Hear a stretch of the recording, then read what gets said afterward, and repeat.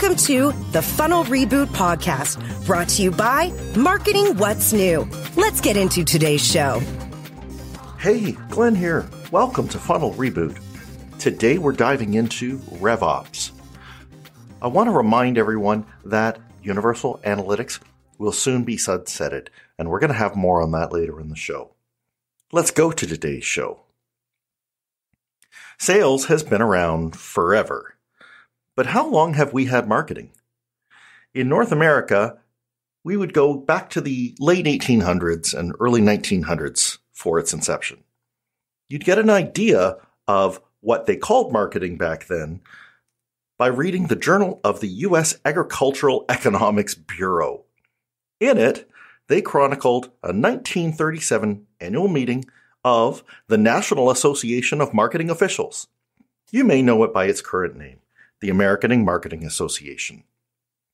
The proceedings were entirely about the marketing of farm products, producing and selling as many of those commodities as possible to as many regions as possible.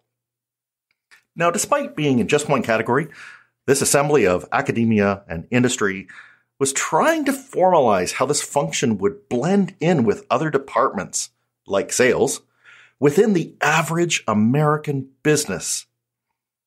Fast forward nearly a century, and there actually seems to be a new framework emerging on the horizon for how marketing and sales functions should be organized. And it's called revenue operations, or RevOps. The purpose of this 4-part series is to go inside businesses where it's being used and listen to thought leaders who have studied it. For this first episode of the series, we're going into the trenches with someone possessing a diverse blend of experience spanning RevOps, marketing, sales, and product. He brings a holistic view of revenue, and he's done it in startups of all stages. He's currently the director of growth marketing with LTSE. He's also built growth teams at Rewind and led growth marketing at Clearco. On the side, he works with Seed, Series A, and Series B SaaS companies. Listen to the various places he's seen RevOps in organizations, but wherever it sits, it is a team sport. Hear how a revenue focus gets infused into the marketing mix, and how the best marketing ideas don't always come from in marketing. Let's go talk to Lawrence Quan. Lawrence Quan, how you doing, Lawrence? Very good, very good. Good to chat with you today, Glenn. Yeah, a delight. We are going to jump into something that is emerging within both marketing and sales, revenue operations. And you have had a chance to be working at several places where your role has morphed into a revenue operations role. Could you maybe begin by telling us what kind of role you currently occupy and how broad it is? Yeah. So just a little bit of background. Right now, I lead our revenue operations team, and that touches on our data teams right now at Rewind. Rewind is a SaaS backup platform. So we back up the data for Shopify or QuickBooks or even the DevOps space. So within that organization, it's about 120 people, and originally started within the growth team. So I came in to build a team that experimented with new channels and really found new ways to revenue. And I think after a year and a half of doing that, I kind of quickly realized that maybe this is actually a better fit for a revenue operations function. So I moved over to that, and I think that'll be some of the basis of what we talked about today.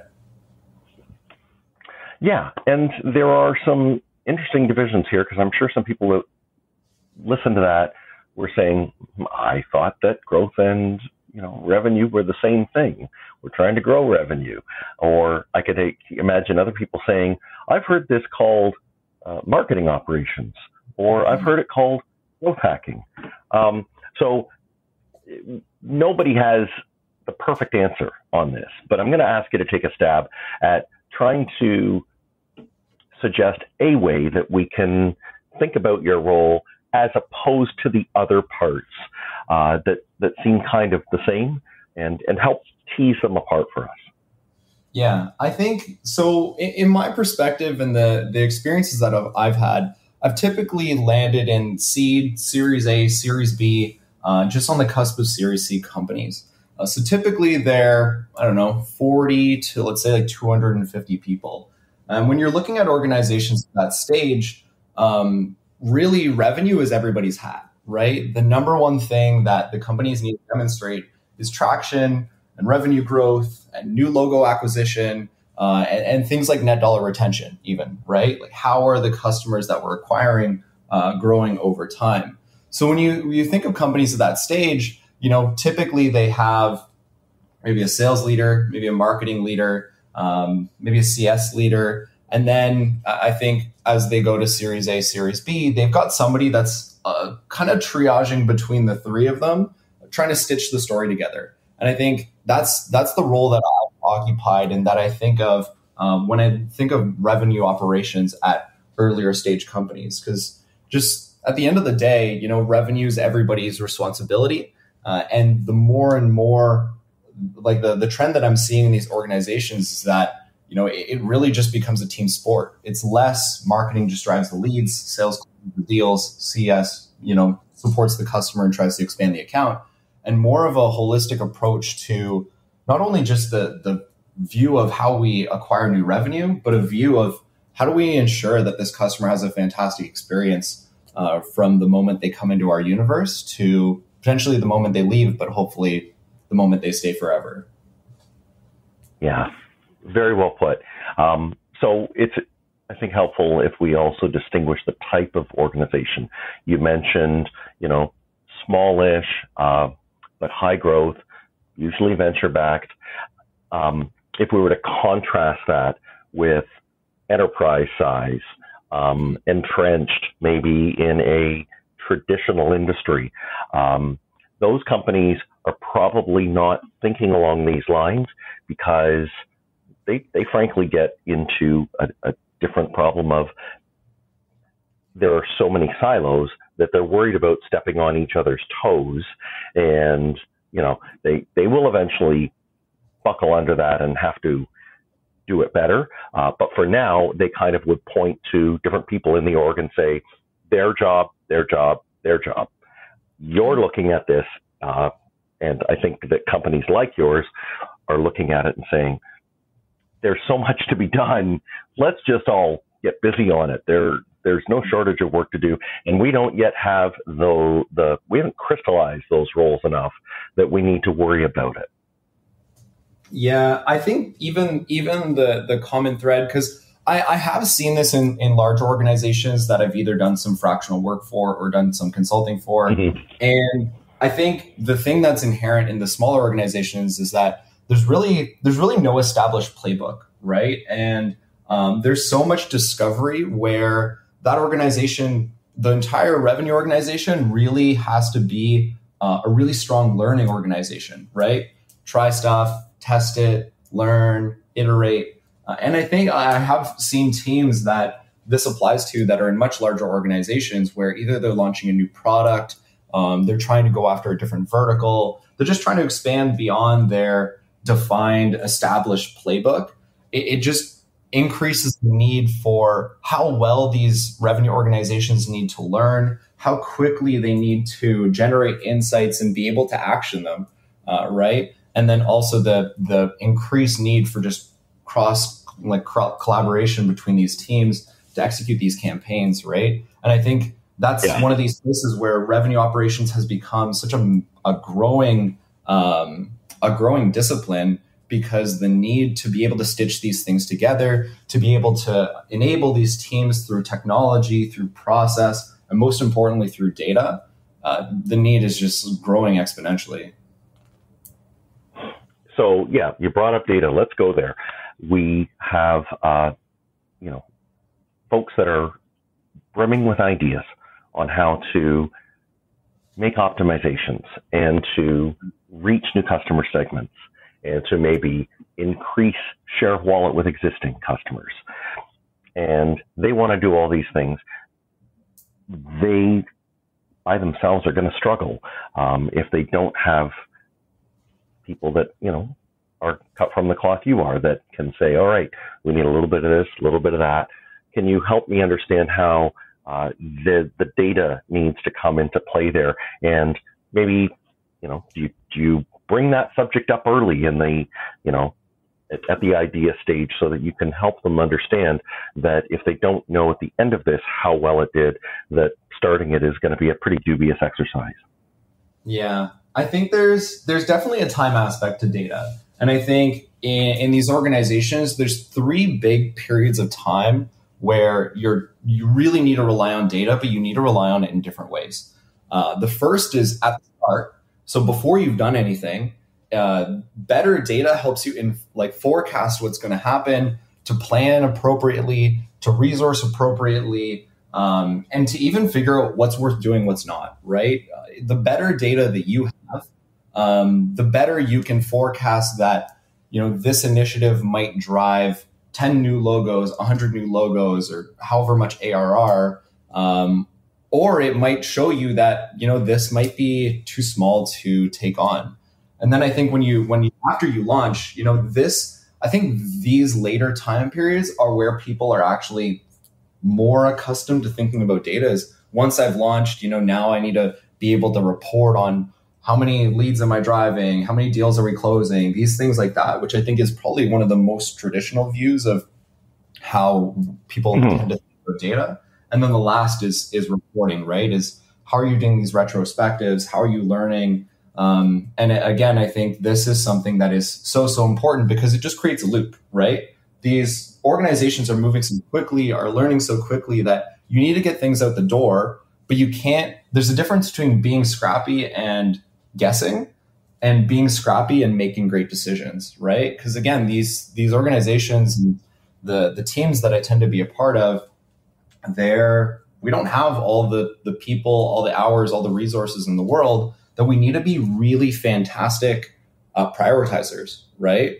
But we can't do that if we're never looking back at what we've done and learning, what avenues should we continue down and what avenues should we stop going down. I think so many revenue teams, it's actually just figuring out what should we not do. Mm-hmm. Very well put. And yeah, I love how you wrap a start and an end around the part that everybody remembers, which is, I have money flowing out, and this platform that's doing it is, showing me a nice graph going up and to the right. That you've said, okay, whoa. We have to put some rigor around that, because if we just, like you say, guess and, do guess after guess after guess, that's okay, but it may not be the coin toss or throwing darts at a dartboard. Yeah, exactly. And sometimes it feels like, it's not about having precise data and being able to measure every little aspect of everything, but one of the first steps is just having clear definitions across these teams, right? What is it important to measure? What are these North Star metrics? Sometimes just taking a single metric approach, right? Is at the end of the day, we're looking to invest X amount of dollars into sales, marketing, all of your revenue generating functions, and we expect X out, right? That can be really like a simplified single metric approach. But the thing is, every team needs to be aligned on what we're looking to do. And once you do that, the people part of it, I think people forget, is once you have the people aligned, then it makes it much easier to implement the technology needed, much easier to implement the reporting structures needed. But it all really starts with buy-in across these teams.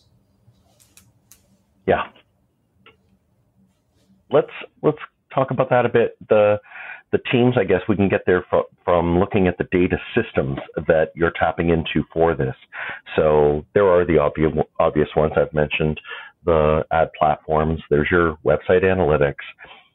Tell me what other systems you will have your hands in when it's time to work with one group or to work across groups to be able to tell them what the efficiency or the learning is from a certain experiment.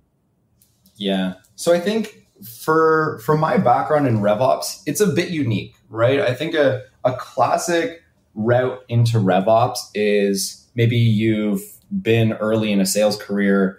You go through as a AE or something like that, maybe become a sales manager, maybe get some interest in sales operations and then jump into RevOps. My background is marketing. I was a growth marketer, product marketer, all the way through until I kind of transitioned into revenue operations, right? So I think for me, one of the first things is actually, do we have kind of like the single source of where all the different stakeholders can look at and generally understand it, right? I think we all know as marketers that sometimes we can all get super deep into Google Analytics or something like that. But then there's that layer of translation that we have to do to a founder or to a sales leader or something like that. You know, they're not deep in understanding click-through rates or time on page or something like that, but they understand leads, pipeline, CAC, different things like that, right? So for us at Rewind, we're actually just at the tail end of a Salesforce implementation. And I'm really looking forward to this because it's almost like a common language between all the teams, right? Our finance team has expertise in looking through and building the views that they need. Our sales team, super competent in Salesforce. They'll clearly understand their pipeline. And it really enables the sales leaders to have great conversations with the marketing leaders who are also versed in, understanding our lead velocity, understanding the leading indicators that move into some of the big metrics that would come out of, a Salesforce or even a HubSpot, right? But I think, each member of the team needs to know their leading indicators well. Like a sales leader needs to know the activity of their team. A marketing person needs to know the traffic to their site. But when I think of it on a broader view, it's actually probably, your CRM or whatever shared single source that multiple stakeholders can understand, so that it eliminates the need for that additional translation that we tend to run into as marketers. Mm-hmm. Or just leave out entirely. But the one I'm thinking of is finance. I don't often hear people saying, "Oh yes, well, they're at the table and they're using views on the same system that we are."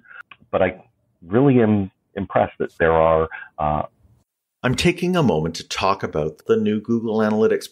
In early 2023, the in-person GA Fast Forward workshops will happen in Ottawa, Kingston, Montreal, as well as across upstate New York and Vermont. You can go now and see registration details or get notified when it's happening in your area. Just go to gafastforward.com, spelled as you'd say it, or GAFast, the number 4, then WARD. Let's get back to the conversation.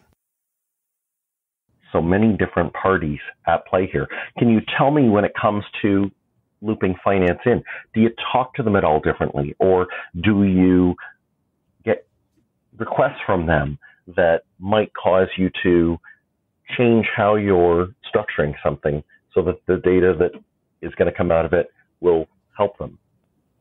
Yeah, I think there's an interesting example even in terms of Rewind right now, right?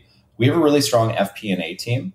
And I think the best relationship that revenue teams can have with finance is two ways, right? One of the things that finance has a perspective on that sometimes we can get a little distant from is just the guardrails, right? It's just understanding, what is a good dollar to pipeline created ratio look like? What business lines are we focusing on? They have this really broad view of the main drivers of all of our business, which obviously as revenue leaders, we should deeply understand, but they have a really intimate relationship with those metrics. And I think, even right now, we're in the midst of an attribution project. And I think as a marketer, it's really easy to think of what are my main goals of attribution, right? Is understand where my leads are coming from, understand which ads or campaigns are driving higher quality leads, or, what is the unit economics between them. But in finance's view, they're trying to understand, how are we going to make investments in the next quarter, the quarter beyond, in the next year to hit our revenue targets, right? So when they're looking at channels, they're actually trying to see, how much potential upside is there on this channel?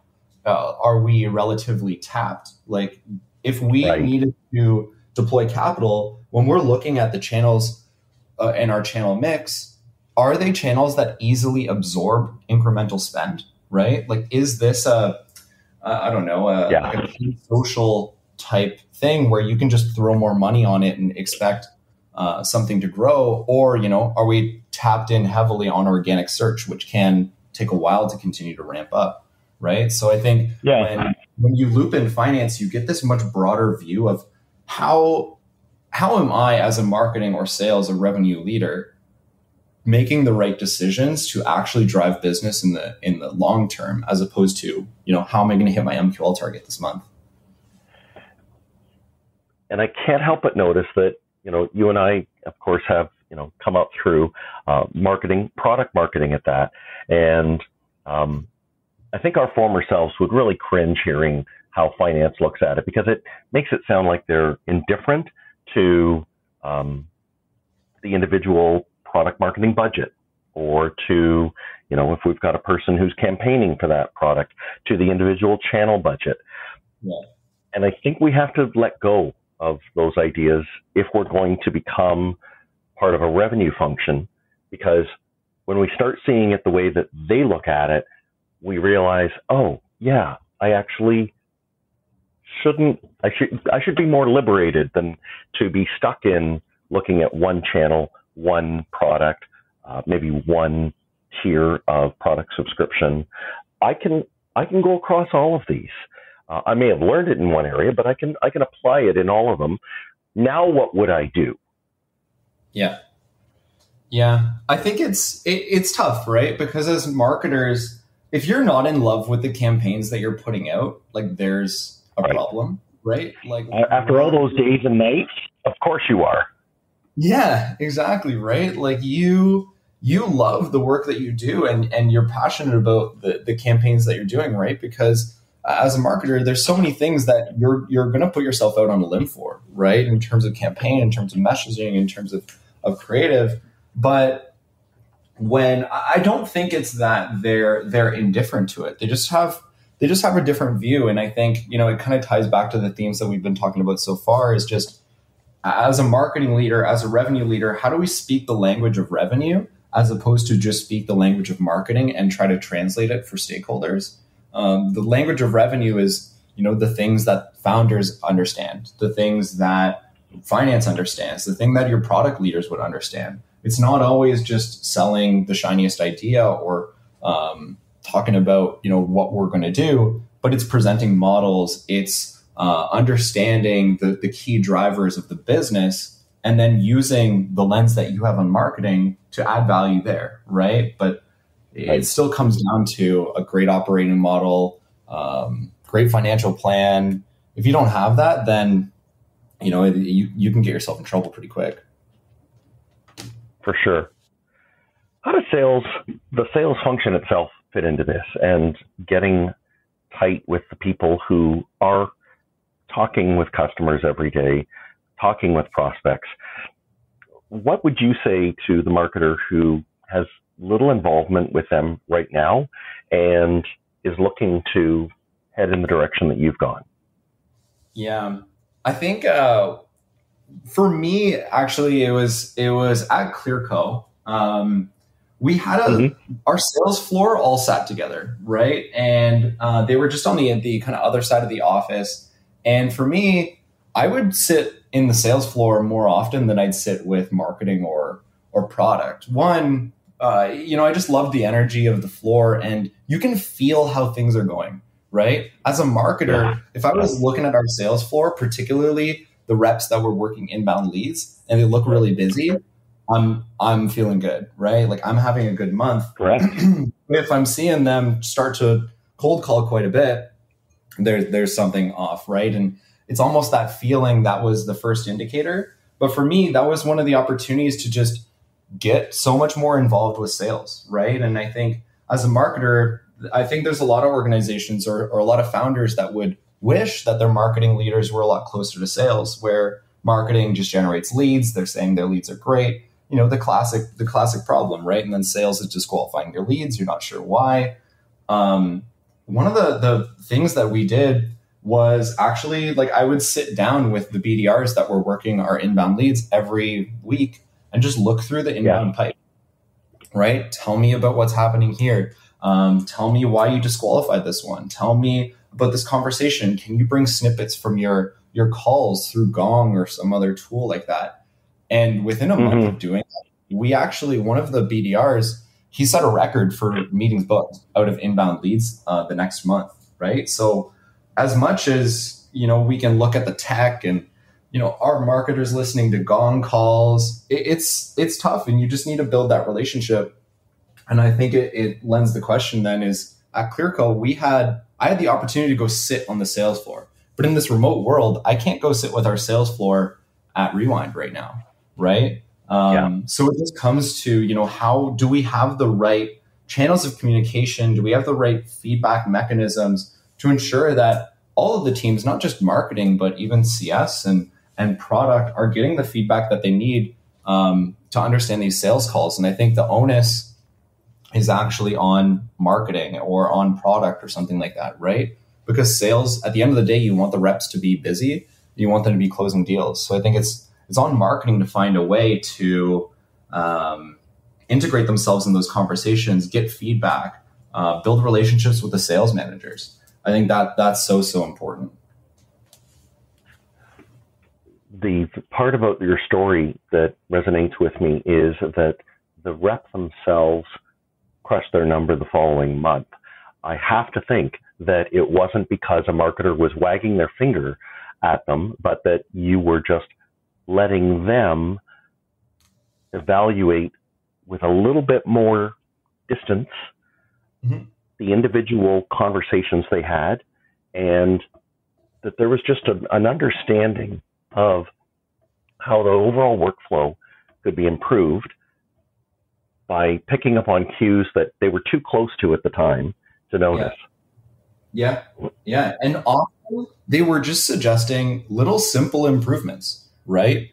Is like the best marketing ideas I've ever implemented often are not from marketing people, right? They're either from people that are just taking like an objective view of how your experience works, or it's the sales team, right? It was like, why don't we just put our Calendly links here? Oh, this email, it's beautiful, but it could just say this, right? It's like the best copy I've ever written is straight out of our customers' mouths. I didn't write a word of it, right? It's either from a recording or an anecdote that sales has shared. Yeah. The hokey analogy that I have often thought of is like a human body. And if the strategy of acquisition is, marketing's job, and that could represent, the head, then you need arms and legs. So sales, customer service, right? They're the ones who are actually carrying this out. And it's kind of an important thing. The reason we have a nervous system is because we know that those things should be talking to each other. Yeah. And I think like there's such a default towards throwing technology at some of these challenges, right? Yeah. Is that, marketing and sales aren't coordinating better. Like maybe we need a tool. Maybe we need, I want to give Gong as an example, but it's actually a great example of like, we can put in these recordings, but if there's no process or the people aren't bought into actually listening to the recordings or understanding the value that a marketing person listening to a sales call can have, then it doesn't work, right? Every solution, there's some mix of these three things. It's either some people solution, a process solution, or a tech solution. And often it's some element of the three. And I think, especially RevOps, we tend to own the revenue tech stack, right? And that's the case of the role that I'm in now. But if we just look at tech as the first solution, we might glaze over some really simple people solutions, right? Are we looking at the closed won reports? Are we looking at the closed loss reports? It's just encouraging the marketing teams to actually take, initiative and look at those, right? Handoffs, right? Simple things like, yes, you could mark in your system that a status changed, but if that conversation finished with someone saying, I'll have somebody from our tech team get back to you, there's no harm in sending a direct message to that person on top of putting it in your system. This is block and tackle stuff, right? Yeah. Or even in marketing stand-ups, right? Like as a team lead, it's these things that are just connective tissue of how your team works. That how can I build this into the things that, and the rituals that we have as a team? Are there interesting calls we can bring up during a stand-up? Are there changes being made to our demo that the marketing team just should be aware of, right? Can we get one of the reps to just run a dummy demo to our team? I think, again, it's just this connective tissue amongst a revenue organization that the more we look at these kind of hard lines between I'm in marketing, I run campaigns, I write copy, I generate leads, I'm in sales, I close deals, and I'm CS, that I support the customer and expand accounts, the more that connective tissue is strong between those three organizations, the better they work, right? And especially, at least in my experience, I've typically worked in sales-driven organizations where, it is marketing generating leads, but if marketing is just sitting there being managed towards an MQL target and never looking at anything else, just heads down trying to hit MQLs, it's a disservice to everybody. Thanks so much for bringing that up. Yeah, when we must realize these things are pretty arbitrary. I mean, yes, there needs to be some accountability for numbers, but when we go too far on it, the other one that I've seen is service level agreements. Everybody's saying, all right, we're going to, meet like we are nations at the UN, and we're going to, have a treaty that, says who's responsible for what. Yes, it will make things clearer, but it will also inculcate us with this thinking that says we don't need connective tissue. We need to simply do what makes our KPI look good and stop right after that. Not lift a finger if the other team, is using some help. Your connective tissue idea is the complete opposite. It's let's help wherever we can. Let's figure out where the best ideas are, because they're probably not going to come from the people who are, deciding what their own reporting, regime and incentives are. It's that just different focus that goes across silos. Yeah. One of the best things that we had at Clearco, our VP revenue, Stephen Defina, he had a bi-weekly meeting that we would just look at revenue health, right? And it's all the stakeholders that chip in towards that. And when we were off, I think in some organizations, what area of the spreadsheet is red, that person is responsible for. They're like under the gun in that meeting, needing to prove a case of how they're going to turn that green, right? But what this meeting often was saying, like, I need help, right? Like, I'm in the red, but I need help. And what can the rest of the team that's in the green do to help me out? And I think that was a great manifestation of this revenue as a team sport kind of mentality, right? Is just, hey, if MQLs are down, it would be easy to just say, well, marketing, figure it out, right? Like, what are you going to do to change this number? But the fruitful conversations that happened is, do we have a little bit more capacity for outbound? Is there something that the account managers can be doing? Is there something that we could do from a self-serve standpoint, right? And completely. Like any accountability, if you're in the red all the time, that's a problem as well. But, these meetings should be about how do we help each other get there? We have a shared goal. It's not pointing fingers or saying who's in the red. It's I'm in the red, I'm going to own it. And I need help here, here, and here. And I think just the number one number one thing is that being in the red shouldn't be a surprise to anybody, right? We should either know we're going to pace behind, or when we're behind, we need to call it out immediately. Good leadership teams will do that. Good leadership teams will also be honest, because they carry the mantle of setting where the thresholds for green to red are. They should also be forthcoming about do we know how we got here? And I think that applies in both situations. I'm sure that this VP you mentioned, this CRO, would be just as concerned if another number on the spreadsheet was really in the green, but nobody had a clue why.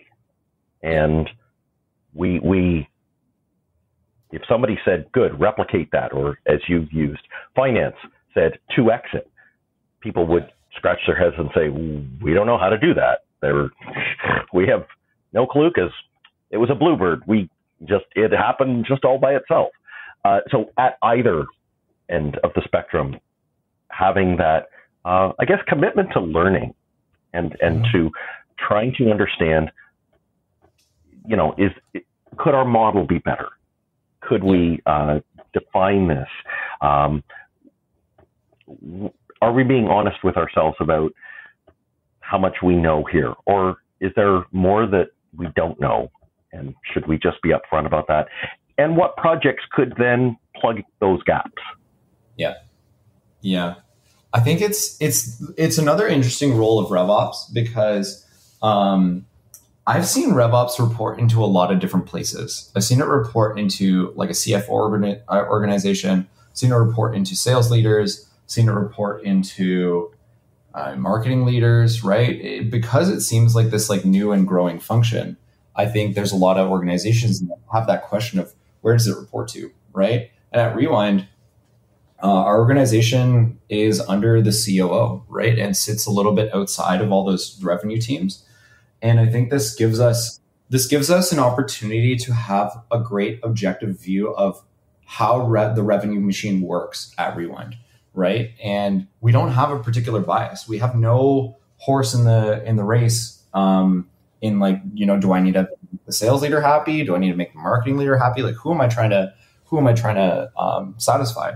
Right? Is we have an opportunity to actually look at what is happening and make recommendations that, they're just purely based in data. And again, it's part of our responsibility and part of the shared responsibility of finance to be able to, understand the data, to feed back good data for planning, and to make sure that all of those leaders see it the same way, in the way that is the truth, not necessarily just the way that makes somebody look better than somebody else. Is there a reporting or leadership setup that you would say won't work? For example, one where there's C-level representation for marketing and a separate C-level representative for sales. Yeah, like in terms of org structure? Yeah. Yeah, I think it would take a high amount of coordination, wouldn't it?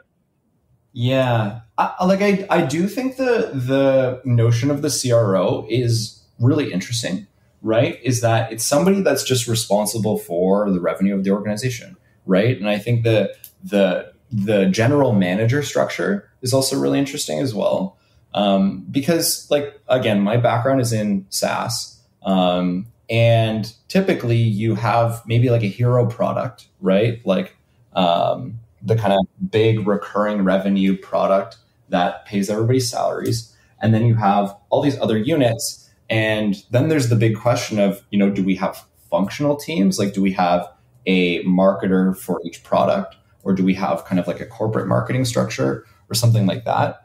I think this CRO or GM is interesting because the buck stops at them effectively, right? Them and the CEO. So it offers, again, this objective view that it's not, just one team's fault or one team's responsibility, but you have somebody that's looking at the trends of the business and the needs of the business to decide, how are we going to get there? I've been seeing that, and I think that's quite interesting. But again, it's a certain stage of company. It's a hard role to find. And I think, typically the sales leader is going to assume that, right? The sales leader is going to own revenue in an organization where you have maybe, a senior marketing leader, a senior sales leader. Yeah, there's certainly the incumbent. it's going to sound cliche, but I think the best guidance for the org chart is remembering that there's only one customer. Yeah. So if you are looking at the ways that the company has touch points with the customer and there's missed opportunities or friction in handoffs, that would probably be where I would start to think about who reports up into this role, and then thinking about what the skills are of those different teams. Then you need to find the right person who will be able to credibly tell each of them how they should be doing it. And then you ask that person, what would you like your title to be? Yeah. And it's pretty simple. Exactly. Because it's empathy for the customer and empathy for the leaders that are owning the pieces of revenue. So I think that's well put by you.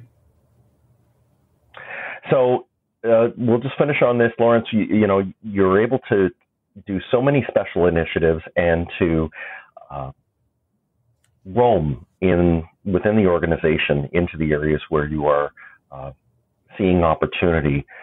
If you could have a crystal ball and look a little bit ahead in this, what do you think we could look to next in a revenue function? What would the kinds of things, if you really wanted to kind of give a marketer a point on the horizon to look at and say, all right, this is nowhere on your duty roster now, but this could be something that could actually be something you work on in the future because of revenue operations and the changes that are happening? Yeah. I think some of the skill sets that help me best, aside from the hard skills, right? Like of data analysis or being able to zoom in and out of the tools, is a lot of the skills that I learned in roles that were lifecycle marketing, right? And I think sometimes lifecycle marketing tends to just be like you own email or you own in-app messaging or SMS or something like that. Like you own some kind of always on communication channel with your customers, right? But the planning and the thought process and the understanding and the ability to stitch those different legs of the journey together, they're really the biggest piece that helps me go through my role as a RevOps leader, right? It was thinking about, how do I need to talk to customers that are in a trial and what do they need and what are our marketing objectives of people in a trial versus, what are my churn recovery sequences looking like, right? What are the needs of, how do I enable them? What needs do our customers have at that stage of the funnel? I actually think, this is one of the kind of undercover skills of a RevOps leader. And for me, I think is one of my superpowers, having a marketing background going into revenue operations, is that in roles where I've been a lifecycle marketer, you have to interface with all these different revenue organizations. You have to understand the customer's needs at different places in the funnel, and you have to understand the biggest metric you're trying to drive at each one of those stages, right? So I think if you have an opportunity to be a marketer that can touch the customer experience from cradle to grave, that's one of the best experiences that you can have, because you're going to be far beyond just a pure acquisition marketer or somebody that's like channel specific. Is you understand your customer's needs all the way through. I hope people caught what you were just saying. That was absolutely spot on. Acquisition may be where we got our start, but if you take that same mental framework, you can apply it all the way down. You can apply it to the very end of the life cycle and at the top end of the lifetime value amounts. Lawrence, if people wanted to reach out to you, how can they do that? Find me on LinkedIn, Lawrence Quan. It's probably the easiest way. But yeah, I think that's a great final point, and I appreciate you having me today. Lawrence, it was my pleasure, and I'm sure people got value out of this, and that they're now thinking about how RevOps can change and is changing the landscape of modern marketing. And I hope they got something that they can make their funnel even better with. Thanks for listening. Follow the show on Twitter @Funnel Reboot. If you like what you have heard today, please consider leaving a review wherever you get your podcasts.